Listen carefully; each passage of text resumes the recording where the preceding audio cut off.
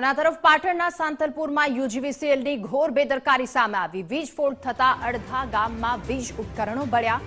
ગરામડી ગામે અચાનક જ વીજ પ્રવાહ વધી ગયો અને વીજ પ્રવાહ અચાનક જ વધતા ગામના વીજ ઉપકરણો બળી ગયા।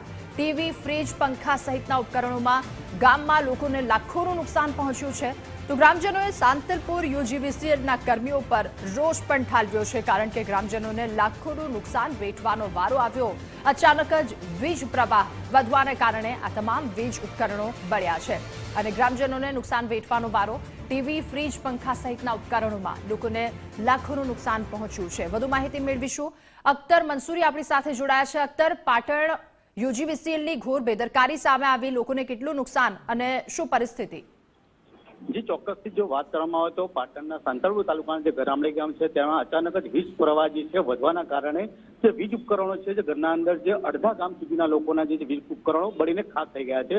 તો વાત કરવામાં આવે તો જે ટીવી, ફ્રીજ સહિતના જે ઉપકરણો છે, જે મોટા જે સાધનો છે, મશીન સામગ્રી છે, જે બળીને ખાક થઈ ગઈ છે। લાખો રૂપિયાનું જે નુકસાન થયું છે, તે નુકસાનના કારણે જે ગામના લોકો છે તેમના અંદર રોષ વ્યાપ્યો હતો। તેમના કારણે તેમને જે વીજીવીસીએલના જે લોકો છે તેમને જે અધિકારી તેમને ફોન કરવાના અંદર ફોન પણ ઉપાડ્યો નથી અને જે વ્યક્તિને જેને જે વાત કરી તે પણ સરખો જવાબ ના આપતા તો જે ગામના લોકો છે તેમને રોષ વ્યાપી રહ્યો છે। જી, આભાર આપનો તમામ વિગતો સાથે જોડાવા બદલ।